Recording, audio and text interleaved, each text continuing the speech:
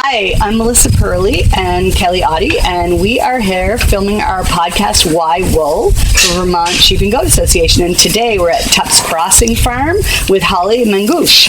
Hi, Holly. Hello. Thanks so much for being with us today. Thank you for coming. So we are here at Holly's Goat Farm. So this is a bit of a departure for us because we have been doing mainly sheep, and we raise sheep. So I'm really excited to be here and learn about goats. Excellent. So I just wanted to talk to you about the fact that you're a first-generation farmer. So the idea of that is you don't come from a farming family, right? Absolutely. So the draw to farming and goats in particular. So I am a native Vermonter. I grew up in Vermont in a not farming family.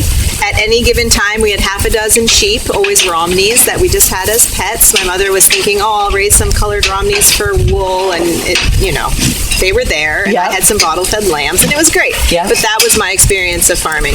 And then after college, I left Vermont and moved to New York and then Chicago. I spent over 10 years in Chicago working various desk jobs and never really feeling like I'd found my spot. I had a great life, but didn't feel like me. And then was able to be lucky enough to return to Vermont. And upon returning to Vermont, the idea was, maybe I'll do something like what I grew up with. We'll have maybe a dozen sheep. I'll do maybe sort of a farmer's market, something. And I reached out to Dave Martin at Vermont Sheep and Goat, and I was like, what do people do in Vermont that with small ruminants where you could, have a side income? Because I was married at the time, and a side income was what I thought I needed. Yeah. And, this and that here or there. Then NOFA Vermont, Northeast Organic Farming Association, came onto my radar, and they have a great program, the Beginning Farmer program, where you can go to Burlington for free and sit down with someone who's very knowledgeable, who will tell you, you think you want to have sheep, you have to make this much money, this is how many you might need to have, and how much your land base and infrastructure. And by that point, we were considering milking organic cows. So I come to where I am now, having started by working for 3.5 years at a organic cow dairy here in Orwell, which has that apprenticeship or that educational period was absolutely invaluable to me, because a lot of the information that I learned milking cows and doing farm management on a cow dairy is directly applicable to what I have now, which is a 460 head goat milk dairy. So what did you start with? How many goats did you begin with? I began by raising 75 newborns that I bought at a day old from a neighboring farm. And then I was in conversation with Vermont Creamery, seeing if I'd be able to get a contract. They said yes, but you have to ship at least whatever it was, I think 100 goats worth of milk for us to come with the truck and pick it up. So then I bought an additional 150 does, older does from a neighboring farmer, one that he was able to part with. And I knew he was very honest. It's like, these aren't the best in my herd, but they'll get you the fluid milk for that first year, and he'll do the job. So that's what I started with. That first year, I probably milked like 150 animals in the end. And you have more than one herd, is that correct? So the nuances of what I do at Tup's Crossing is I'm trying to have a commercially scaled herd where it is my sole income, and I support my children on it and pay the mortgage on it with no outside money. But I'm trying to do the management as if it was a smaller artisanal cheesemaker style facility.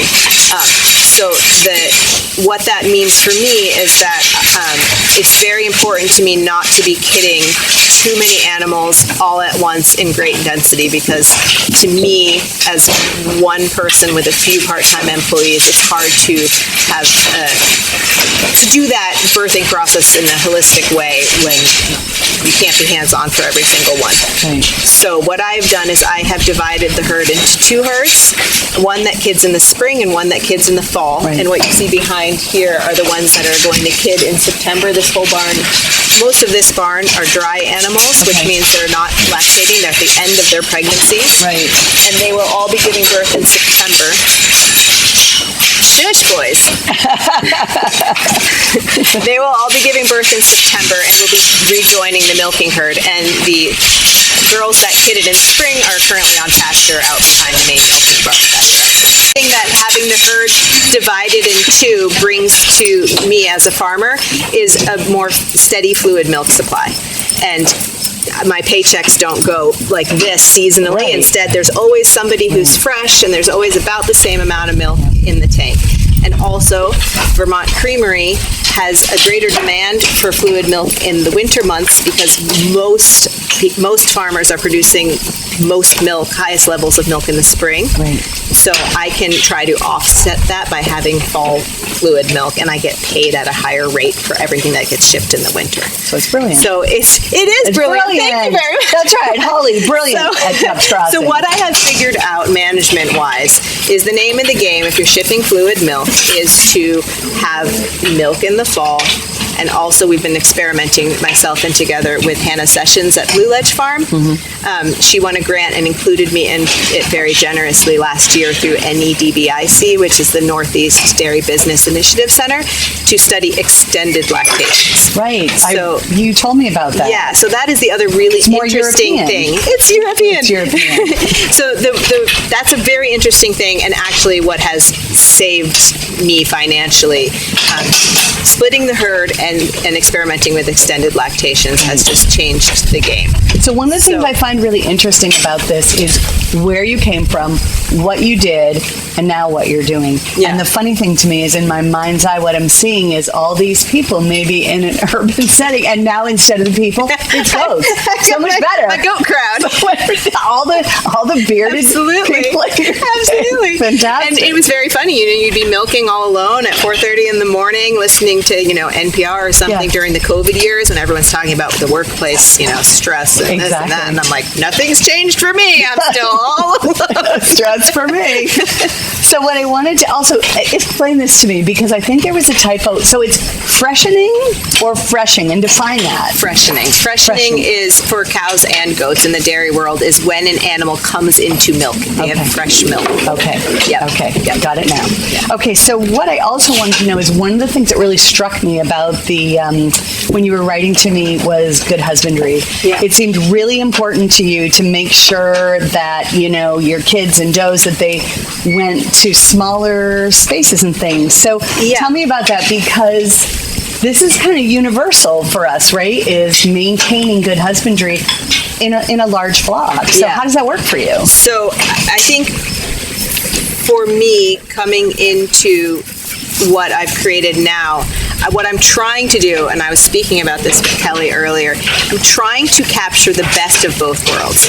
I have now this background in cow dairy, and also, I forgot to mention, I also did work for another Vermont creamery producer for the first year when I was getting my first goats. Yeah. So I'm taking the knowledge base of the traditional dairying model, where your sole income is in milk and things, the husbandry of the care of the animals, the quality of the milk, the efficiency of scale, all of that.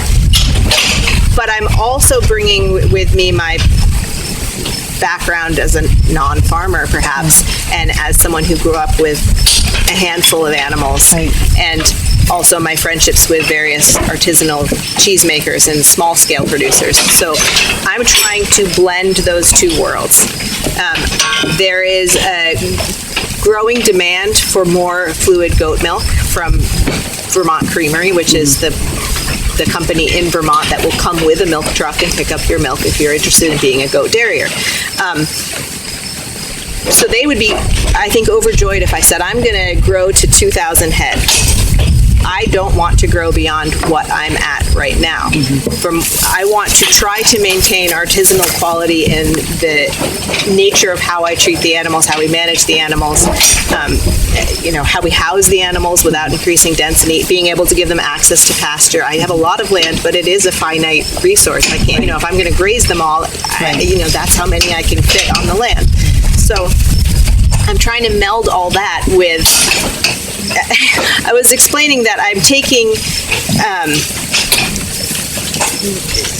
a producer that might add kelp dressing on top of their feed for their animals, and also a producer who may solve some really ingenious problems with duct tape, and taking all of that knowledge and, to me, building the best blend of those management styles, somewhere where I can stay in business and actually be financially successful and also still have that artisanal feel to the facility. And so how difficult was it to grow from that small herd? I mean, was it extremely difficult? It was very difficult. I guess because part of what we do with we lost money for 3 years. Yeah. Part of what we do with the podcast is, I mean, our goal is to educate, but we're also trying to give people ideas of what they would need to do and expect when they're starting. I always say when we do farm tours here with some regularity, I'm happy to talk to people, and I'm happy to share our, the financial breakdown of how we figured out. And also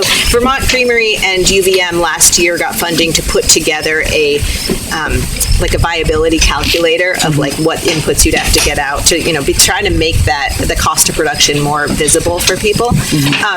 But I'm very happy to talk to new farmers because I was one 6 years ago. Right. It's not that long ago. Right. And I remember traveling all around Vermont and, from Dave Martin to the folks at Vermont Shepherd to, I went out and saw Kim Gooding, I think Goodling, yeah. Exactly, who has a few really beautiful animals, all different sizes, all different scales, and, find what fits best for you and get the information so that you don't run into surprises. Right.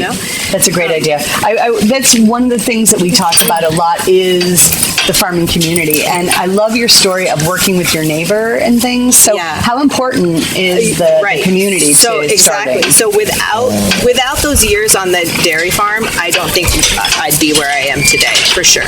Because I can read, and I have a library of, goat dairying essentials and how to start a goat dairy. You can read all you want, and that's usually the way I approach new things is go to the library. But that hands-on knowledge and that kind of old school wisdom that these older, more established farmers or multi-generational farmers bring is invaluable. Right. And, I would have done everything the most expensive way and gone out of business. And you do need duct tape once in a while. Absolutely. And also, you have to build some, you need to rely on your neighbors. When there's a bad hay year or something breaks in your barn, you need to be able to call or borrow equipment back and forth. You might not have a piece that someone else has and vice versa. Seriously. Holly, I have a question for you. Do you work with dogs?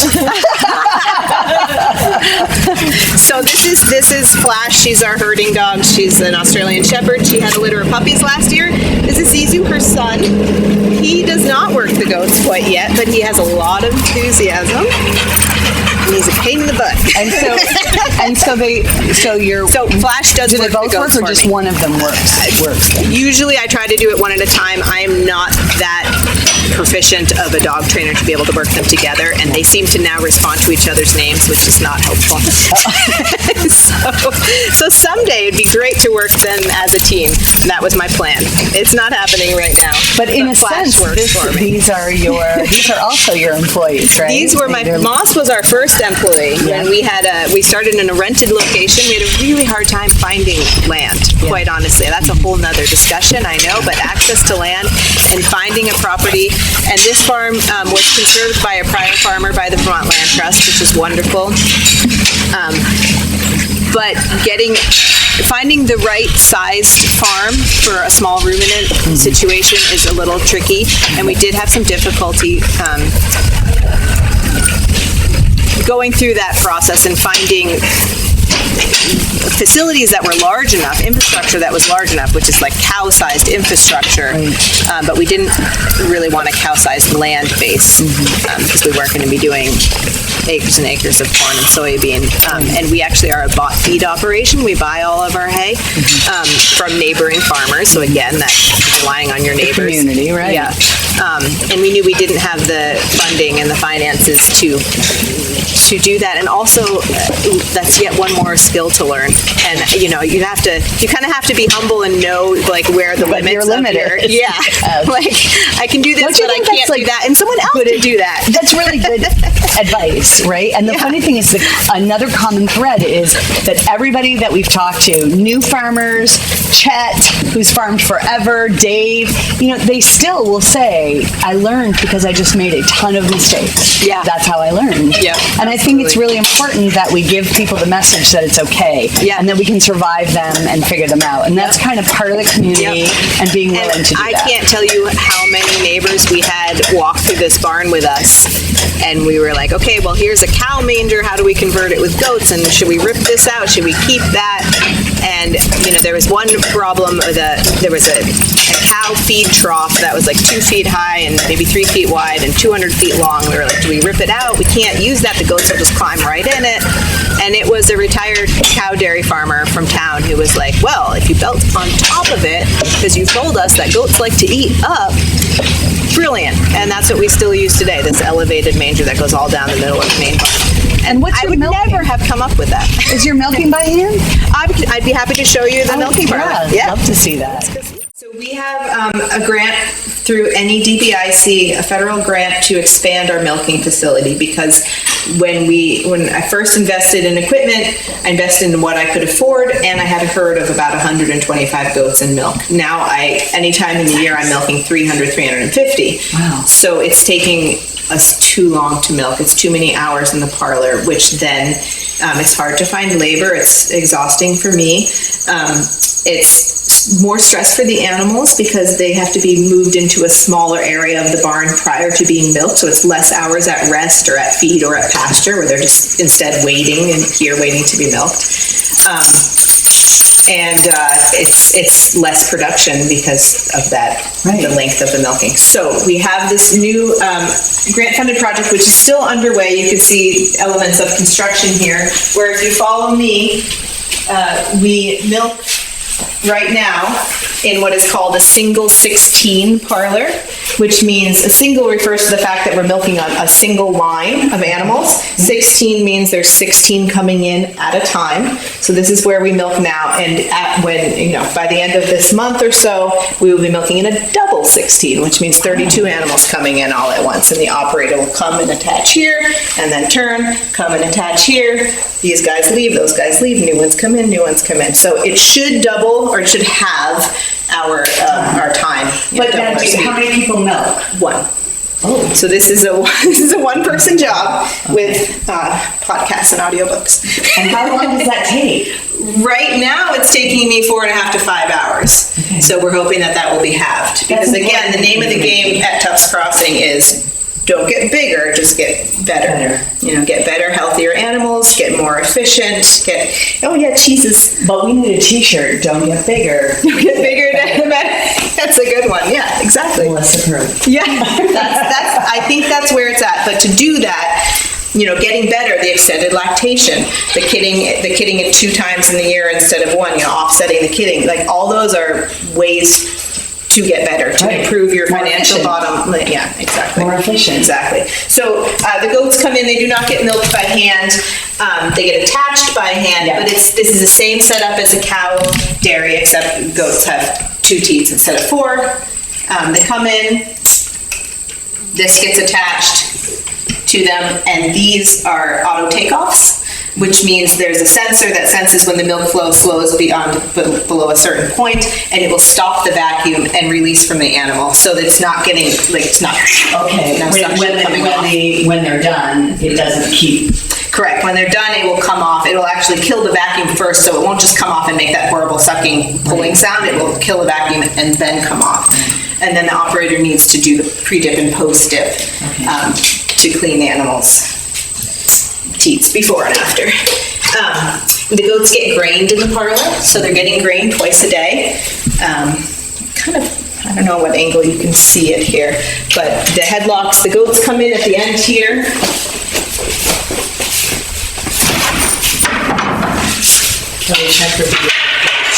So right now the holding area is empty, but this is where they will come in really waiting to be milked. It doesn't look big when there's 300 animals squeezed in, and that's why, like, the least amount of time they have to be standing there with, it's like not a great place to be. It's much better to be out at pasture, hanging out in your favorite corner of the barn.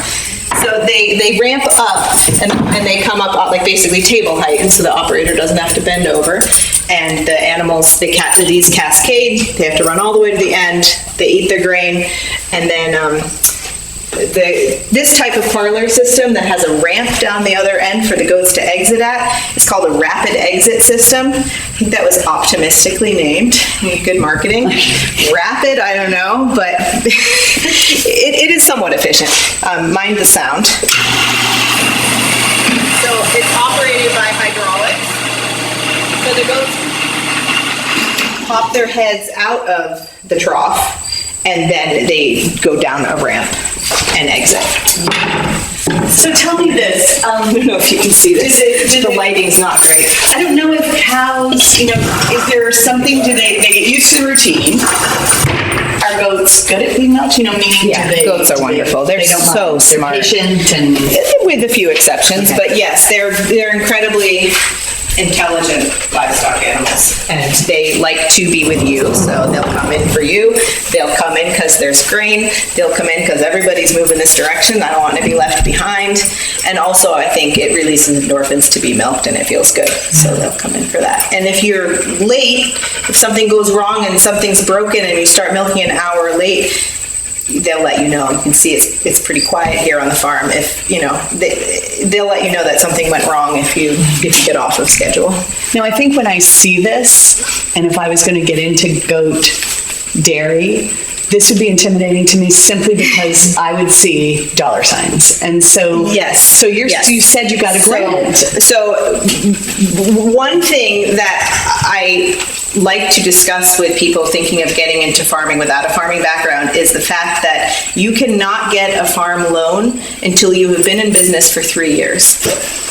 How do I get in business for 3 years if I don't have a farm loan? Does the 3 years I spent apprenticing on the cow dairy count? No, it doesn't. Mm-hmm. So that is something that I think the USDA should perhaps, like the FSA, that's prohibiting, it's making it prohibitive for many people to enter farming. Yeah. But there are maybe ways to work around that. Get your EIN number early when you just have a few animals, because you might want to get bigger, etc. Sorry, what was your question? Dollar signs. Dollar signs. So these auto takeoffs, for example, are incredibly expensive, but we bought them used from a dairy farmer that was going out of business. Okay, the platform, there's a company in New Zealand who sells them, for multiple tens of thousands of dollars, and my ex-husband was able to source one from Turkey where it was $10,000. So it's still money. Still money. It is still money, but there's a lot of money to be made in the shipping of milk. Right. So your costs are high, but your profit, matches. So as long as you can. It's hard to get to the scale you need to be. Yeah. Those years were really rough. Once you reach the scale that you have set on paper is going to pay the bills, in my experience, it does pay the bills. Mm-hmm. But getting there is hard. Yeah. And you have to be patient. And be willing to work without employees for those first number of years and do all the shifts. So you were the sole goat person. So tell me this, if you're getting started doing this now, is this still your goal? You said, I don't want to get bigger. Yeah. Getting better. Love it. But I also wanted to know, do you ever have aspirations to do cheese making? Do you see yourself? I don't. You don't. Because just entering the dairying world and learning everything I needed to learn to be a dairy farmer was massive. It was a massive undertaking. I feel like I've gone to college all over again. You have.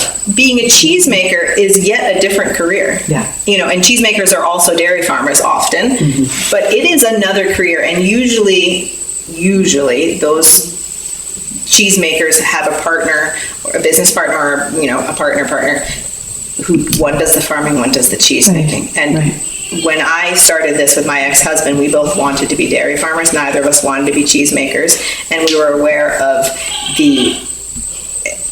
where are we going to learn that? We're going to go work for another 5 years or 3 years for a cheesemaker and learn how to do that, and maybe go to Europe and and the infrastructure of building a creamery is, just doesn't sound bad. The infrastructure of, this is expensive. The creamery is probably twice as much. Okay. So and also, we picked our battle. Probably good to be content with where you are and what you do, right? I mean, I like being in the barn. I like being with the animals. Being a cheesemaker to me is more like being a chef, like you're in a kitchen. Right. It's all stainless steel and clean, and that's not where I wanted to be in my morning. Yeah. So the interesting thing, something also that is something we talk about with a lot of people is you have kids of your own. I do. Get it? Yeah. Yeah, I have 2 children. How does that, this is when you're putting an enormous amount of time out here. Is that difficult? It's been hard. It would be my dream if one of them wanted to take over the business, But How old are your children? They're 7th and 9th grade now, Okay. 2 daughters. Yeah. I think time will tell. I think they need to leave Vermont and go have a life, and maybe they'll come back and value what they have. But it's been a lot of, my one daughter was in kindergarten when we were still working at a rented location. And in March, we had 150 goats kidding, and the school bus would drop her off at the barn, which was not where we lived. There was no house. Yeah. And she'd be in her school clothes, and she'd climb into a pen of sawdust with like 10 baby goats, and she'd like fall asleep in there because we'd be there till like midnight, good and bad, adorable memories, such a wonderful way to grow up. Yes. Such a, I keep using the word holistic, but such a holistic like balance of life and death and the value of life and nature. It's beautiful. And I feel like I'm giving them a real gift. I don't think they see it as a gift right now, but I think they will. Yes. They will. Yes. Yes, and they're both wonderful doulas. I mean, they can, the amount of births they've, helped with. And I would imagine in 9th grade especially must be like really a big help. And actually, do they have to help? How do they were much more helpful when they were littler, actually, because they had more time. The 9th grader now has tons of her own activities and gets home at 6 or 7 at night every night. Yeah. But when they were between 8 and 12, actually the COVID years, when they were here at home. Don't you love it? We have to call them the COVID years. They were wonderfully helpful. Yeah. And they'll always, be ready to do something if needed. Right. And so another message to people is that it is possible. Because you did it on your own with the kids. It is possible. I did have my ex-husband here, during the initial startup phase. I do not have him anymore, but now I have a few hired help, which are wonderful people. But you were able to balance that. And I do also have my father living on the farm right now. Oh, okay. So that having the multi-generational is what's saving me right now. Yeah. Because I'm in the barn 7 days a week from 4 to 9 in the morning. Yeah. I don't see my kids. I don't get my kids to school. Yeah. But my father is here and he does that. Nice. So that old traditional multi-generational farm, there's a reason why that was such a model. Yeah, why it works. But that's an important message, is because that is flexibility as well. It's not just being able to do this, it's being able to balance the rest of our life, which we have to have. Yeah. Because we all talk about that. Like, what do we do when we're off the farm? It's a lot of work, but is there a world off the farm? I know, you said that's called winter. What is off the farm? So our final question at the end of each of our podcasts, the title of the podcast is Why Wool? Right? Yeah. So since we're not dealing with wool here, I'm going to say why goats for you? Why goats? So why goats for me? So I came at it thinking I would do organic cows. Mm-hmm.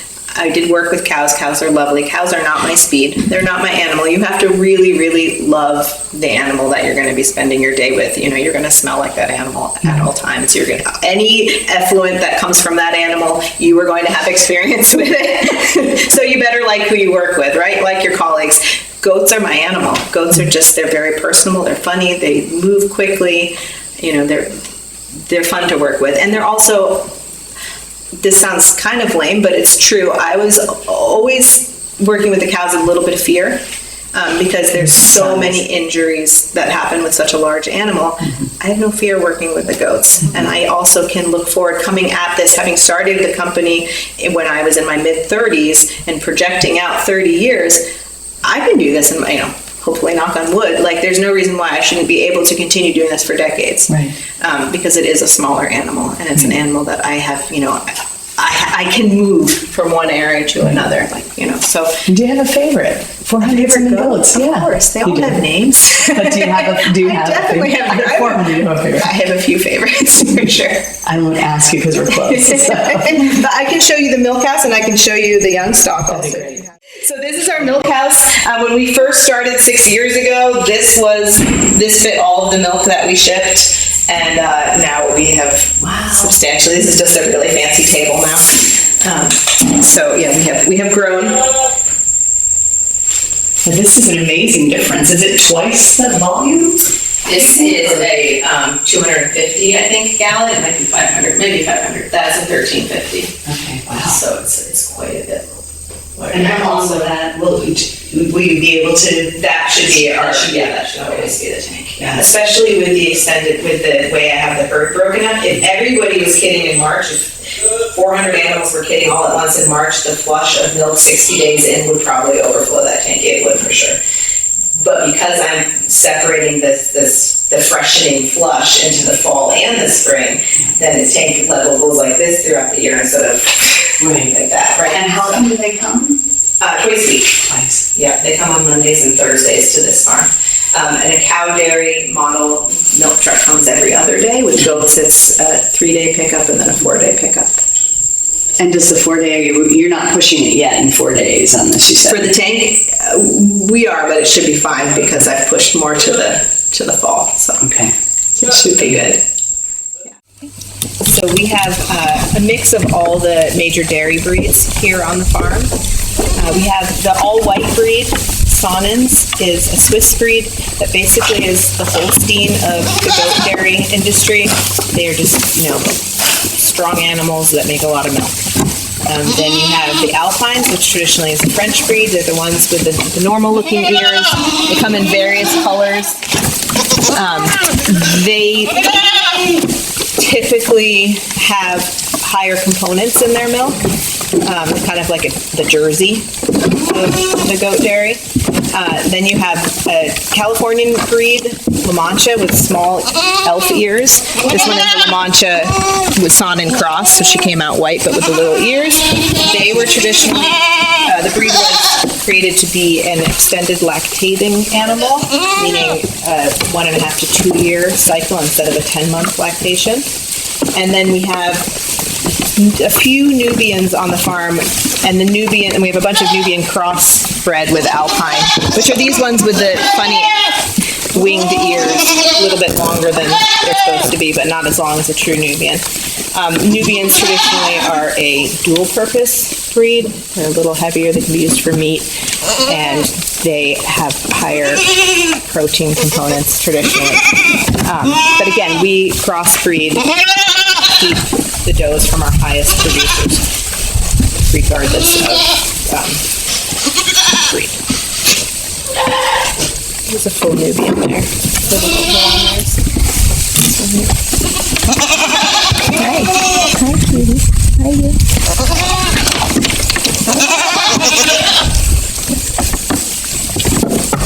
All the goats that you're looking at right now are females that were born in the spring. There are doelings from the spring 2024, and they will join our milking herd spring 2025. They'll be starting to be bred in October once they reach 70 pounds.